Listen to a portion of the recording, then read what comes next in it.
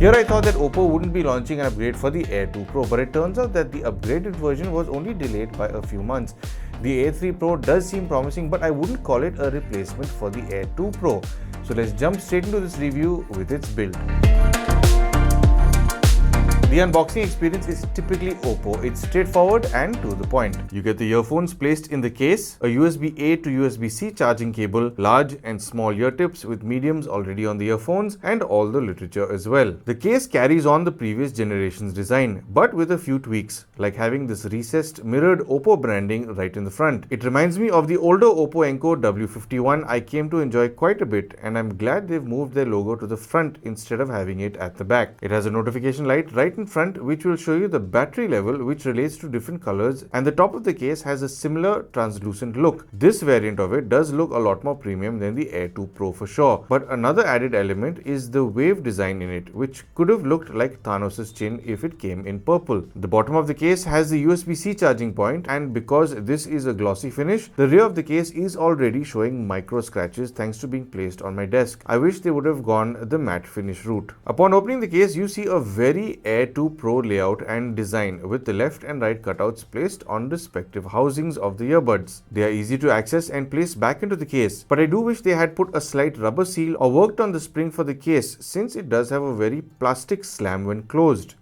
A small improvement like that would have made it feel a lot more premium. It's the small things that matter after all. The earphones look very similar to the previous generation on first glance, but the difference that I see is in the meshing they've used in the ear tips. It's a slightly different design, and I've found that it helps a lot when it comes to keeping earwax or other dust and debris from dirtying or blocking the inner meshing. This is easier to clean in the long run. On a comfort front, I was expecting this to cause me discomfort in the left ear, since I have faced the same issue with the previous generation set, but I'm happy to say that the housing on these seems to be slightly smaller, so I haven't yet faced any discomfort or pain. But having said that, after listening to these for a little over an hour, there is a sense of the housing being slightly on the larger side, which gives me a sense that it will be uncomfortable like the Air 2 Pro. But these somehow have never crossed that line, which does mean they've addressed this issue to a certain extent. The silicone tips are soft and comfortable as always and create a soft seal without making it uncomfortable at all. Another plus point with these is that they have an ingress level rating of IP55, so should be fine for gym and outdoor use.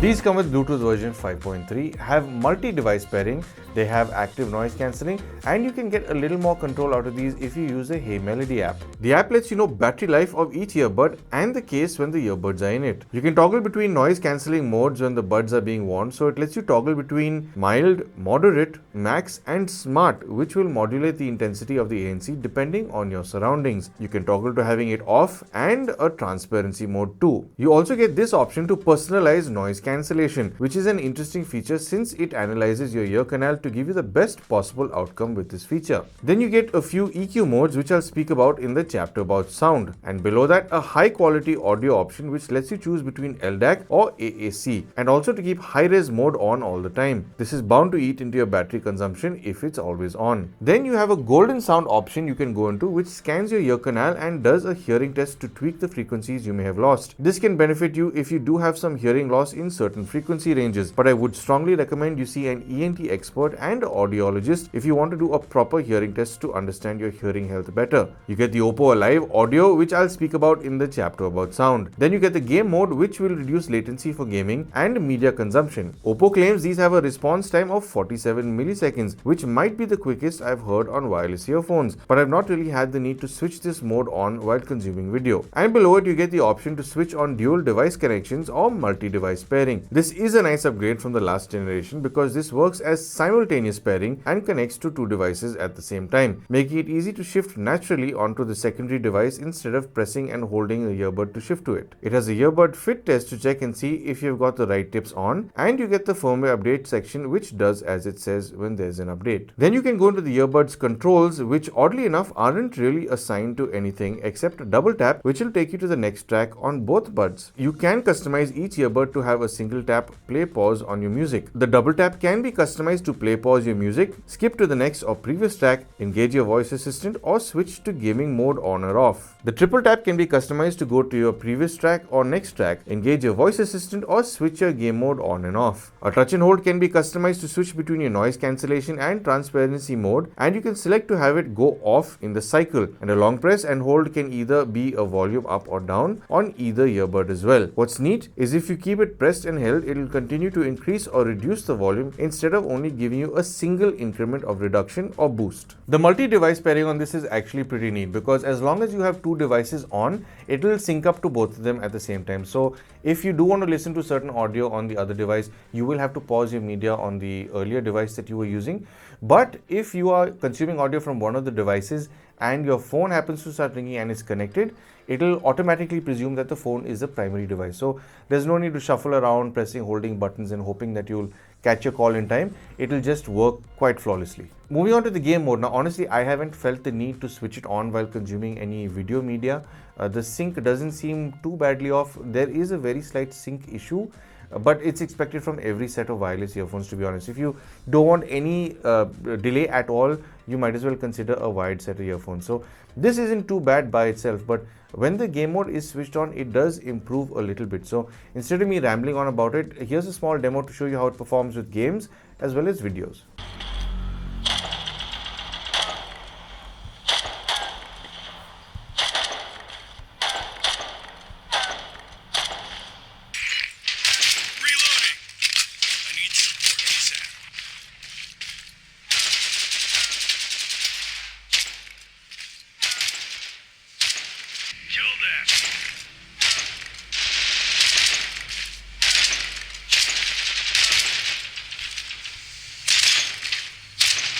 I've always listened to good speakers, good headphones, and I always fell in love with good sounding sound in general. So my dad brought a few CDs. I forget which ones in particular, but I remember carrying a recently pressed Willie Nelson album. I remember feeling pretty bummed that we wouldn't be taking that sound back home.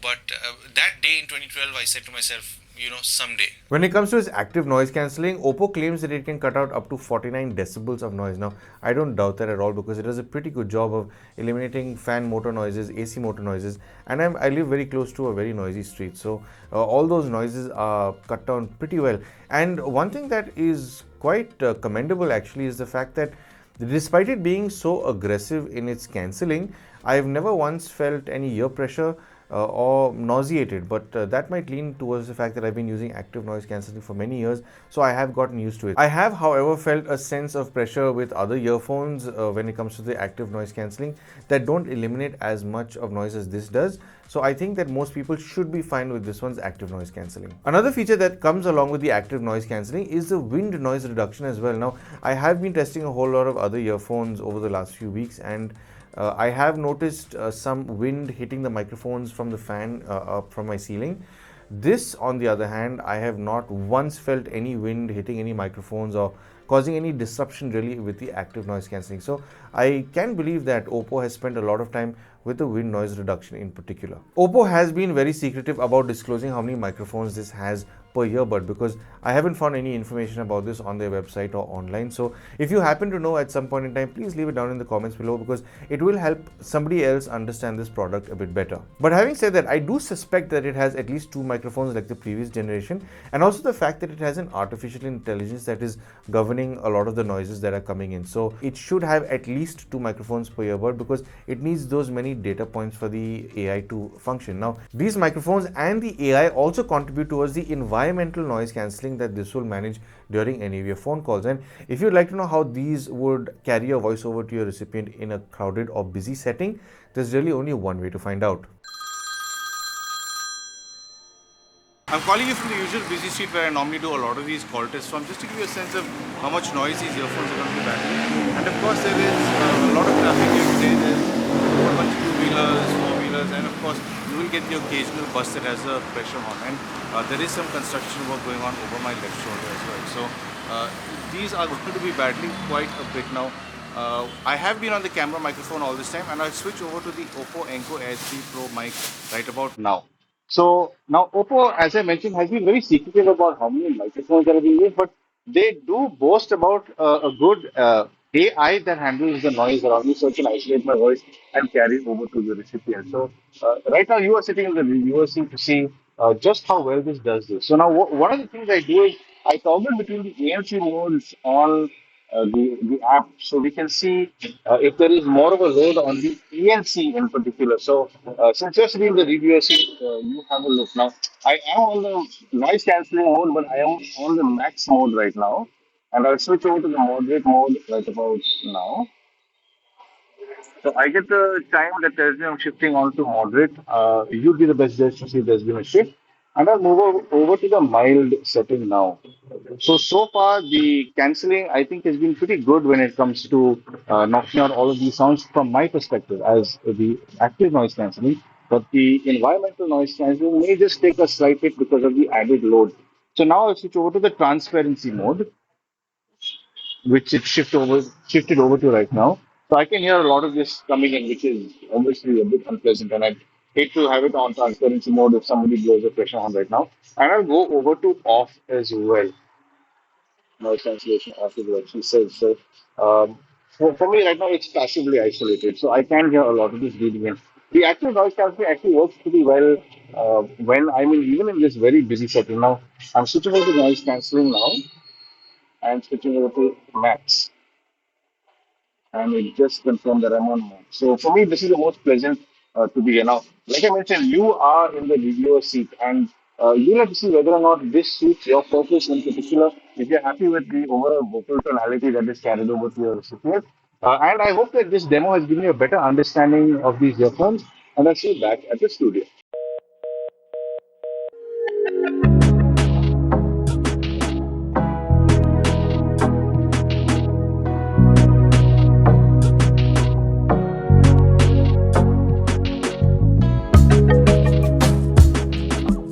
These come with a 12.4 mm dynamic driver, and Oppo says that it's made out of a bamboo fiber.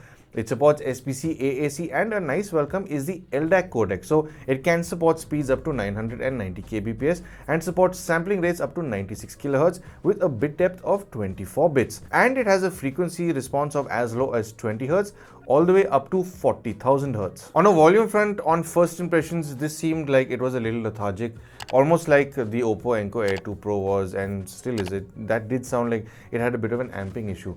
So I did get a bit worried about this, but it turns out that it has warmed up a little over time and gotten a little more energetic.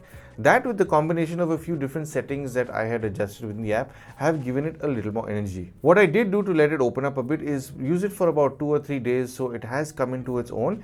And Oppo's Alive Audio also makes a significant difference in the volume. With the Oppo Alive Audio on, there is a slight boost in the volume and it suddenly doesn't sound as unenthusiastic. When this feature is off, listening to this at about 50% seems more than adequate enough. It is rounded and well enough defined. But when the Oppo Alive Audio is switched on, I have to drop the volume all the way back to about 35 or 40% to be equal to that of when it's off. So 30 or 35 I think is a very comfortable volume with this feature in particular. Surprisingly, with Alive Audio on, this doesn't lose much depth even at lower volumes because the bass is still energetic and there is enough definition there, so you don't really need to crank it that much higher up. So Alive Audio does also contribute towards the soundstage more so than the amping. So when it comes to its soundstage, the OPPO Enco Air3 Pro is quite restricted within your head. It's a very typical TWS sound where you can hear all the audio within a bubble in your head, which is from earphone to earphone and with a phantom channel dead center. Whereas with the Alive Audio on, there seems to be an expanse of this bubble within your head, giving you the illusion of some more tones coming from further out. In fact, it is quite expansive in what it does. Not only does it elevate the volume, but it is playing spatially with your audio to a certain extent. Everything seems more immersive when you've got the Alive Audio on it. It does give you a bit of a 360 sphere that you're listening to your music in, and it's a little truer to the overall music. It's not unnecessarily tweaked in the highs or boosted too much in the bass region. It's easier to focus on certain elements in your stage as compared to when it's off. Imaging on these can vary slightly depending on what kind of recordings you're listening to and whether or not you're listening to the AAC or the LDAC codec. If you do have a good source, the LDAC codec in fact does do a better job of image recovery compared to AAC, which I honestly wasn't expecting these earphones to do. While consuming the AAC codec, edges can seem a little fuzzy compared to when using LDAC. Now, obviously, using LDAC all the time is bound to eat into your battery life through the day. But coming back to the imaging, you're bound to see a considerable difference between the AAC and LDAC codec, especially if you're playing a high resolution audio track and you're able to focus in on various nuances much better when you're listening to LDAC for certain. High frequencies are a little on the elevated side, which I wasn't expecting because the Air 2 Pro was a little on the mellow side over here. If I could describe this range in one word, it would be rich. The combination of an elevated high frequency and high-res audio, this range does have a sense of being well detailed. Thankfully, however, it's not too bright but comes close to being on the edge of being potentially piercing, but only with tracks that haven't been mixed well in this range. But even if you do find this range to be bright for you, switching the live audio off culls it slightly, but at the cost of losing that wider stage. Whereas if you're listening to well-recorded music, these handle this range quite effortlessly without trying to hurt your ear. I haven't faced any ear fatigue from these through my testing. Listening to an old favorite of mine, Somewhere Only We Know by Keen. Everything from the piano to tambourine to cymbals come through with a clean and precise presentation. There isn't any aggression in its delivery, rather a little gentleness, which makes this range quite easy on the ears when listening to a well-recorded track. Mid frequencies are a little pushed back like most everybody else is doing, but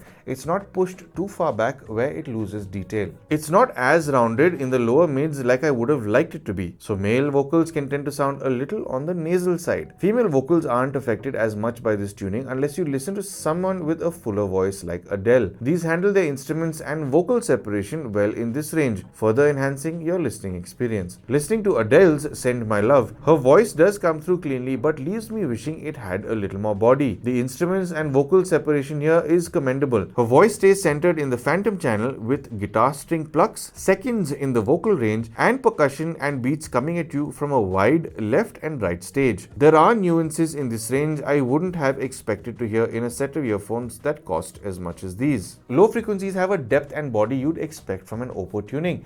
It's flat and natural sounding and stays away from being a boomy mess. This region does have good detail but can leave you wanting if you want to enjoy listening to EDM or anything bass happy. Thankfully, you can toggle over to the bass boost EQ, which knows exactly what you're looking for. It does introduce a heaviness here, but you can sacrifice mids with this much accentuation, and it does seem to feel disconnected from the mids because of that lower mid recess being as aggressive as it is. Listening to the Arctic Monkeys Do I Wanna Know, there's this heartbeat to the track that can seem rather lethargic in the bass region until you switch the EQ over to bass boost, which accentuates the sub-low frequencies. I can see a lot of people preferring this setup for anything bass heavy since it offers a little more body, heaviness, and fun in your music listening. Speaking about EQs, if you do want to add a little more color to your music, you can go into the Hey Melody app where they do have the EQ option. Now, by default, it is set to the original sound where it is flatter and truer and is enjoyable to listen to most of the time unless you want to add a little more bass. The bass boost mode brings the sub-low frequencies up by quite a bit, making your music sound heavier and fuller, expected to eat into mid-range detail when engaged. Then you also get an EQ mode called Natural Inspiration, which can tend to cross that threshold of sibilance. Vocals get a little more nasal and instruments in the higher frequency range can get a little piercing with this mode on. The original sound mode is easier on the ears for longer listening sessions compared to this.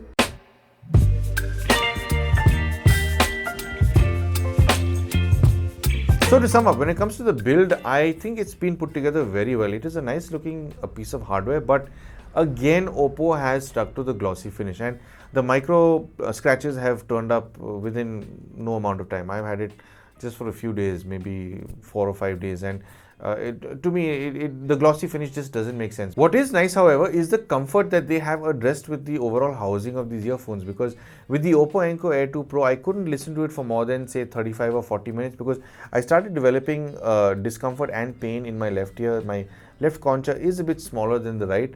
The right I never had a problem. So I was expecting the very same issue to exist with these earphones in particular, but they've definitely reduced the housing size a little bit because usually I think I'm more aware of it because of how the Air 2 felt, but I do feel maybe a slight twinge of very slight discomfort in the left ear, but it never gets to a point where I am uncomfortable or where it does lead to pain. So Oppo has addressed this issue. Now, if you do have smaller ears than I do, I presume you might have a problem with comfort. On a feature front, this thing is completely loaded, and in fact one of the things that I don't like is the fact that it has in-ear detection and you can't switch it on or off. You can't toggle between it. In-ear detection just works all the time, and the one place where I find it to be a bit bothersome is when I'm doing a few comparisons with a few earphones. So I prefer earphones without in-ear detection in that kind of situation, but generally as a convenience it does work well, because if somebody wants to talk to you and you want to talk to them, you can just pop it out and it'll pause. It's never been glitchy, it's always worked well. I've never really had an issue with any Oppos when it comes to these features. That multi-device pairing I spoke about is pretty flawless. In fact, I'm not really going to expand on it much over here because it works the way it needs to. In fact, multi-device this is the way it should work. The OPPO Enco Air2 Pro seemed a bit fiddly because you had to press and hold one earbud, and it didn't switch over to a secondary device if your primary device was playing music, so you had to pause it and then switch over. So it was an absolute mess. This, on the other hand, is the way to go. The LDAC codec is a very warm welcome, especially for audiophiles, because a lot of people do like to listen to that much more clarity in their music. It does have a bump up in the overall quality, but what does take a serious beating is the battery life, because in fact when I was testing it, I was testing out the simultaneous pairing along with the LDAC codec, so it was really eating to the battery life, because I think I lost about maybe 50% of battery life on both earbuds after maybe about 45 minutes or 40 minutes of listening time. So it's bound to eat very heavily into your battery. On a sound front, it is a little treble happy, but it doesn't go beyond a point where it starts piercing your ears. So I do expect it to be okay for longer listening sessions. You might face a little ear fatigue if you're listening to older recordings that are a little more pitchy in that range in particular. But in the long run, I think a lot of the recordings you listen to nowadays are recorded much better, so it shouldn't be that much of a problem. Coming back to the LDAC codec or high-res audio now, the audio does get richer, it does get truer to a certain extent, because certain elements in your music are better defined. So it's nicer to enjoy music on the LDAC codec if you do have a high-res audio source in particular. Now, is it as good as actual high-res stuff? Well, end of the day, it is wireless, so you do have a limit. Your cap over here is 990 kbps. If you are used to listening to higher res audio where you are listening to music that's say playing at 1500 kbps or 4 or 5 mbps, and you do have a wired setup, this is not going to hold up to, let's say, affordable IEMs. But having said that, these are an enjoyable set to listen to, because if you listen to genres like pop or EDM, anything bass happy really, or even rock or metal, these are good fun to listen to.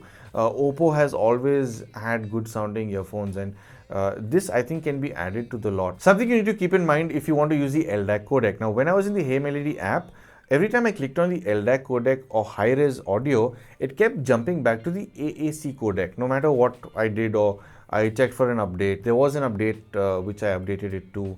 After that, I reset the app also, but it kept jumping back to the AAC codec. So I said, okay, maybe I need to activate it from the developer options on the Android phone. So I went there and checked it there as well, but there was no switch over.